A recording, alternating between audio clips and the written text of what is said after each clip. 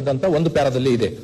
ಆಮೇಲೆ ಇನ್ನೊಂದು ಪ್ಯಾರಾದಲ್ಲಿ ಹೇಳ್ತಾರೆ, ಸರ್ಕಾರ ವರದಿ ಕೊಟ್ಟಿರ್ತಕ್ಕಂಥದ್ದು. ಇನ್ನೊಂದು ಪ್ಯಾರಾದಲ್ಲಿ ಹೇಳ್ತಾರೆ ಅಧ್ಯಕ್ಷ, ಇನ್ನೊಂದು ಪ್ಯಾರಾದಲ್ಲಿ ಹೇಳ್ತಾರೆ ಪಶ್ಚಿಮ ಬಂಗ ಫಾರ್ಮಾಸ್ಯೂಟಿಕಲ್ ಲಿಂದ ತಗೊಂಡಿರ್ತಕ್ಕಂಥ ಮೆಡಿಸಿನ್ ಲಿಂದ ಆಗಿದೆ, ಪರಿಹಾರ ಕೊಡಬೇಕಂತ ಕೋರ್ಟಿಗೆ ಹಾಕಿದ್ದಾರೆ ಸರ್ಕಾರ, ಎರಡು ಕಡೆ ಇಲಾಖೆದು.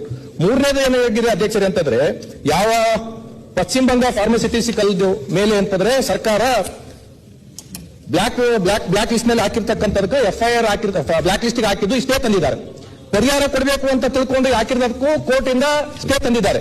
ಇದಕ್ಕೆ ಕಾರಣ ಏನು ಅಂತ ತಿಳ್ಕೊಂಡು ನಾವು ವಕೀಲರಿಗೆ ಕೇಳಿದಾಗ ಅವ್ರು ಒಂದೇ ಹೇಳ್ತಾರೆ, ಯಾಕಂದ್ರೆ ಇಲ್ಲಿ ಮೊದಲು ಮೊನ್ನೆ ವಿರೋಧ ಪಕ್ಷ ನಾಯಕರು ಬಳ್ಳಾರಿಗೆ ಭೇಟಿ ಕೊಟ್ಟಾಗೂ ಹೇಳಿರ್ತಕ್ಕಂಥದ್ದು ಮೂತ್ರಪಿಂಡ ಅಂತ ತಿಳ್ಕೊಂಡು ಕಿಡ್ನಿಲಿಂದ ಆಗಿರ್ತಕ್ಕಂಥ ಸಮಸ್ಯೆಲಿಂದ ಇದು ಆಗ್ಯದ, ಹಾಗಾಗಿ ಸ್ಟೇ ಕೊಡ ಅಂತ ತಿಳ್ಕೊಂಡು ಬಂದಿರತಕ್ಕಂಥದ್ದಿದೆ.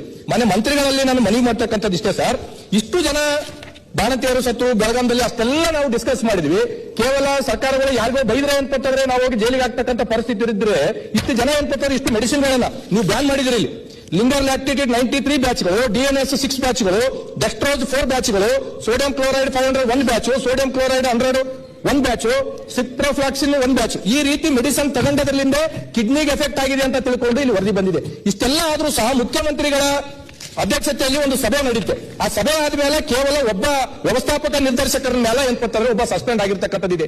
ಇಷ್ಟು ಜನ ಸತ್ತ ಮೇಲೆ ಕೇವಲ ಏನ್ಪತ್ತಂದ್ರೆ ಅವ್ರನ್ನ ಬ್ಯಾನ್ ಮಾಡೋದಾಗ್ಲಿ, ಅವ್ರ ಮೇಲೆ FIR ಹಾಕಬೇಕು, ಅವ್ರ ಮೇಲೆ ಏನ್ಪತ್ತಂದ್ರೆ ಕ್ರಮ ಜರುಗಿಸಬೇಕು. ಇಷ್ಟು ತಾಯಂದ್ರು ಸತ್ತರು ಸಹ ಸರ್ಕಾರ ಈ ರೀತಿ ಅಂತಂದ್ರೆ ಕೇವಲ ಬ್ಯಾನ್ ಗಳನ್ನ ಮಾಡಿ ಅವ್ರು ಕೋರ್ಟ್ಲಿಂದ ಸ್ಟೇ ತರ್ತಾರಂದ್ರೆ ಮತ್ತೆ ನಮ್ಮ ಕಾನೂನು ಏನ್ ಮಾಡ್ತಾ ಇದೆ, ನಮ್ಮ ವಕೀಲರು ಏನ್ ಮಾಡ್ತಾ ಇದ್ದಾರೆ, ಅವ್ರು ಸ್ಟೇ ಹಾಕಿದ್ದು ಸ್ಟೇ ಹಾಕ್ಬೇಕಂತ ತಗೊಂಡಿಲ್ಲ.